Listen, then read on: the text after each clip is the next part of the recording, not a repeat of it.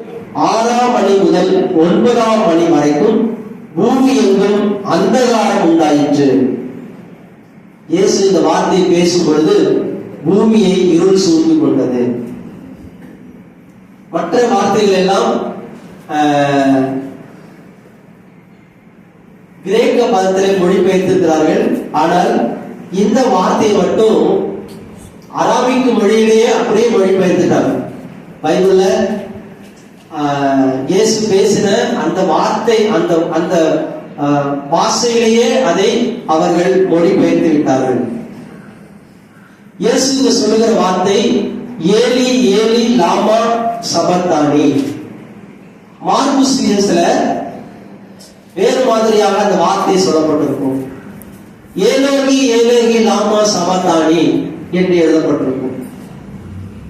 ரெண்டுமே ஒரே அர்த்தத்தை கொண்டதுதான்.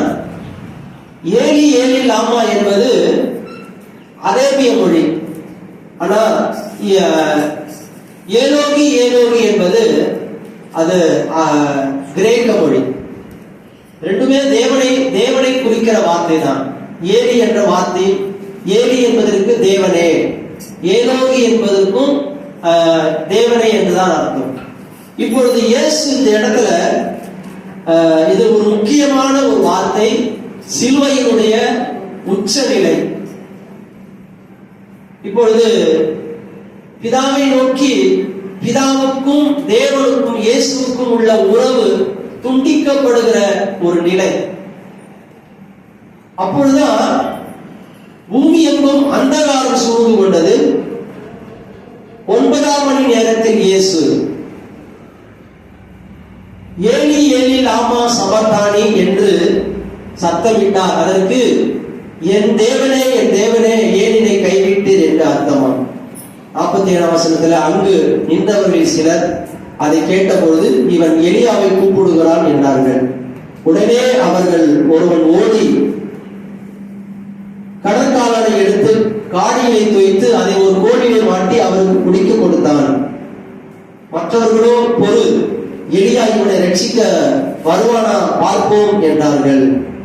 அருமையானவர்களே, அந்த யூதருடைய ஒரு முறைமை இருக்கிறது. ஒரு மனிதனுக்கு ஆபத்து நேரிடுகிற பொழுது பரிசுத்தவான்கள் வந்து காப்பாற்றுவார்கள் என்பது ஒரு ஐதீகமான ஒரு பழக்கம் அவர்களுக்கு இருந்தது. அதனால ஆனா இயேசு சொல்லுகிற வார்த்தையை அவர்கள் தவறாக புரிந்து கொண்டார்கள். இயேசு என் தேவனே ஏன் என்னை கைவிட்டீர் என்று சொல்கிறார்.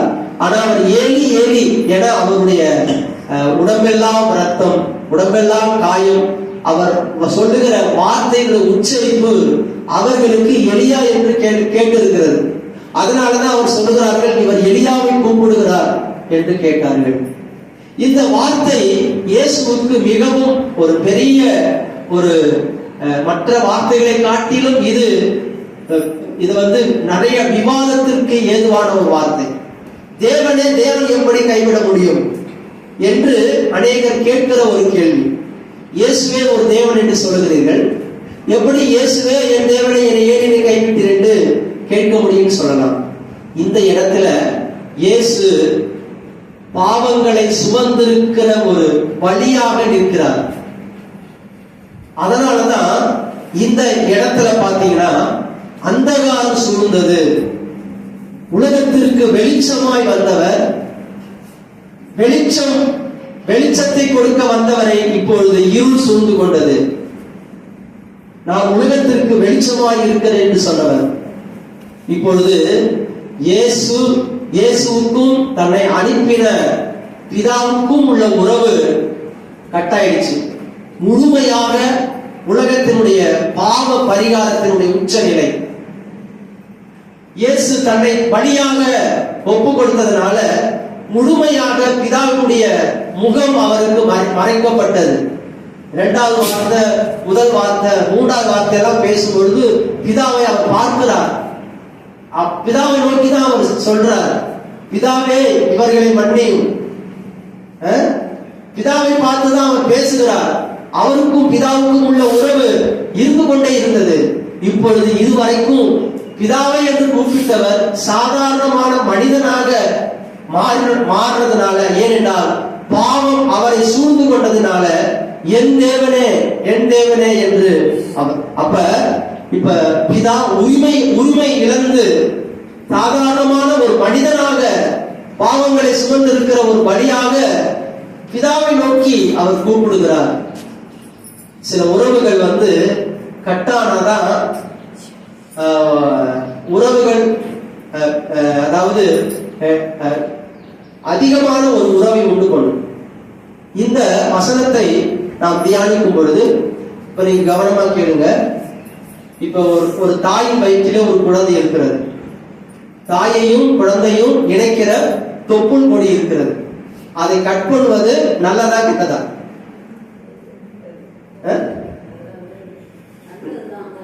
நல்லது. ஏன்னா அது கட் பண்ணாதான் தாய் தனியாக குழந்தை தனியாக வெளியில வர முடியும். இப்ப வந்த பிறகும் உறவு நீடிக்குமா நீடிக்காதா? நீடிக்கும். உள்ள இருந்ததை காட்டிலும் வெளியே வந்தாதான் அதிகமான பாசத்தினுடைய வெளிப்பாடு உண்டாகும். அதே போலதான் பிதாவுக்கும் அவருக்கும் உள்ள உறவு துண்டிக்கப்பட்டது. ஏனென்றால் இப்ப ஒரு தாயின் வயிற்றில் இருக்கிற ஒரு குழந்தையை போல அப்படிப்பட்ட ஒரு உறவுல தான் இயேசுவும் பிதாவும் இருந்தார்கள்.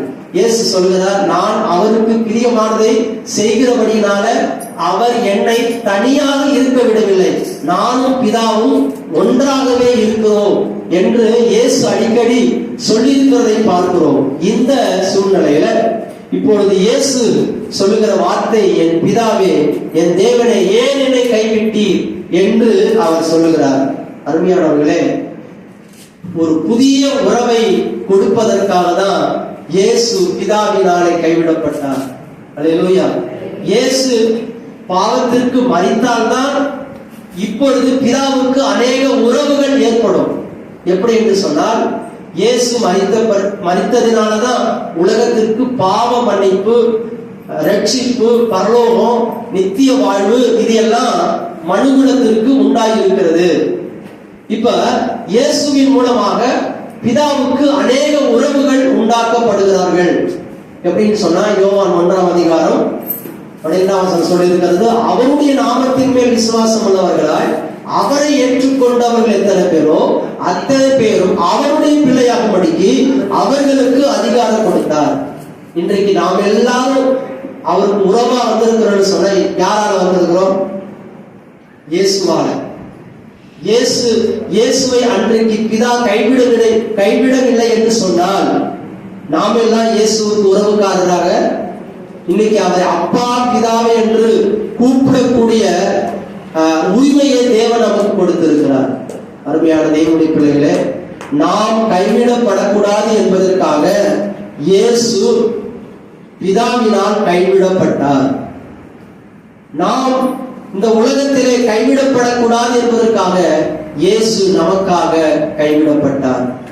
நீங்க இயேசுவை நம்புறவங்க ஒரு நாளும் யார் கைவிட்டாலும் தைரியமா இருப்பாங்க. ஏனென்றால் வேதம் சொல்லுகிறது, ஆண்டவர் என்றென்றைக்கும் கைவிட மாட்டார். உன் தகப்பனும் உன் தாயும் உன்னை கைவிட்டாலும் கர்த்தர் உன்னை சேர்த்துக் கொள்வார் என்று வேத வசனம் சொல்லி இருக்கிறது. ஆண்டவர் இந்த உலகத்துல, நீங்க நினைக்கலாம் நான் எல்லாராலும் கைவிடப்பட்டிருக்கிறேன், அப்படி சொல்லாதீங்க. நீங்க நம்பினால் இயேசு ஒருவரையும் ஒருவரையும் அவர் தனியாக விடுவதில்லை. கர்த்தருடைய நாமம் மகிமைப்படுவதாக. இந்த 4வது வார்த்தையானது நாம் கைவிடப்படக்கூடாது என்பதற்காக இயேசு பிதாவினால் கைவிடப்பட்டார். நமக்கும் பிதாவுக்கும் உறவு உண்டாக வேண்டும் என்பதற்காக இயேசு கைவிடப்பட்டார். நாம் பிதாவுக்கு முன்பாக நிற்பதற்காக இயேசு கைவிடப்பட்டார். அல்லேலூயா. நீங்க ஒரு விஷயம் நம்ம எல்லாம் செய்யறதுதான். இப்ப வீட்டுல பொண்ணு போறப்ப எல்லாரும் அழுவாங்க. ஏன் அழுகுறாங்க? அந்த பொண்ணு எங்க போகுது? எல்லாம் கட்டி பிடிச்சுதான் அழுவாங்க. பொண்ணு அனுப்புறாங்க, பார்த்திருக்கீங்களா? அவங்க எங்க போறாங்க? ஒரு வீட்டுக்கு வாழ தானே போறாங்க. ஏன் அவங்க பார்த்துருங்க அழுவுறீங்க?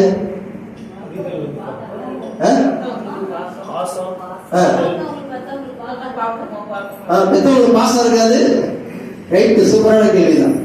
அதாவது அவங்க நம்மளை விட்டு கொஞ்சம் தூரம் தான் போறாங்க தவிர நம்மளை விட்டு கண்காணா தேசத்திற்கு என்ன பண்றதுல போகல.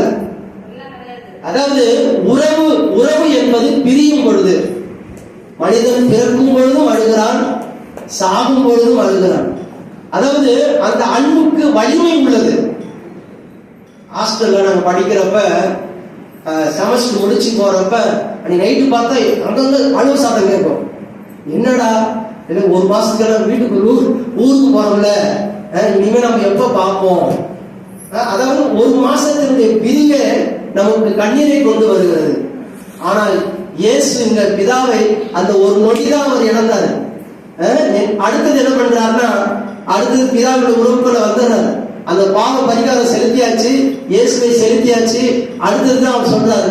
அடுத்த வார்த்தைகளை தியானிக்க போகிறோம். அருமையானவர்களே, அதை போலதான் இயேசுவும் பிதாவுக்கும் அவருக்கும் உள்ள கொஞ்ச நேரம், இமை பொழுது உன்னை கைவிட்டேன், உருக்கமான இரக்கமில்லா உன்னை சேர்த்துக் கொள்வேன். ஆண்டவர் சிலுவையில இயேசுவ ஒரு இமை பொழுதுதான், அந்த 3 மணி நேரத்துல 3 மணி நேரம் தான் இருள் சூழ்ந்திருந்தது. அந்த நேரத்துல பாத்தீங்கன்னா பூமியில பயங்கரமான நிகழ்வு நடந்தது. இப்ப திடீர்னு நம்ம ஊர்ல செத்து போனவனா சுடுகாட்டுல இருந்து ஏறி வந்து அப்படி இருப்பாங்க. அதே மாதிரி நடந்த இயேசு மரித்த பொழுது, இயேசு சிலுவையில் தொங்கிக் கொண்டு இந்த வார்த்தைகளை பேசும் பொழுது அங்க சொல்லப்படுகிறது, கல்லறை பிடித்தது, கண்மலை எல்லாம் பிறந்தது, செத்தவங்க எல்லாம் உயிரோடு எழுச்சி தெருக்குள்ள வராங்க. ஏன்னு சொன்னா, இவர் மூலமாக நித்தியமான வாழ்வு, மரணத்திலிருந்து விடுதலையை இயேசு ஒருவரால் மட்டும்தான் கொடுக்க முடியும். அல்லேலூயா. அதனால நாம் கைவிடப்படக்கூடாது என்பதற்காக இயேசு கைவிடப்பட்டார். உங்களுடைய கரங்களை இயேசு பிடித்திருக்கிறார். நீங்க யாருக்கும் பயப்பட தேவையில்லை. நீங்க யாரு கைவிட்டாலும் இயேசு கைவிட மாட்டார். கணவன் கைவிட்டுருவாங்க, பிள்ளைங்க கைவிட்டுருவாங்க, இந்த உலகத்தில் இருக்கிற எல்லா உறவுகளும் கைவிட்டுரும். ஆனா இயேசு மட்டும் ஒரு நாளும் ஒருபோதும் யாரையும் அவர் கைவிடவே மாட்டார். ஏனென்றால் ஆண்டவர் சொல்லியிருக்கிறார், உலகத்தின் முடிவு பரியந்தம் சகல நாட்களும் நான் உங்களோடு கூட இருக்கிறேன். அல்லேலூயா. கர்த்தருடைய நாமம் மகிமைப்படுவதாக. இந்த வார்த்தை மூலமாக கர்த்தர் உங்களை ஆசீர்வதிப்பாராக. இப்பொழுது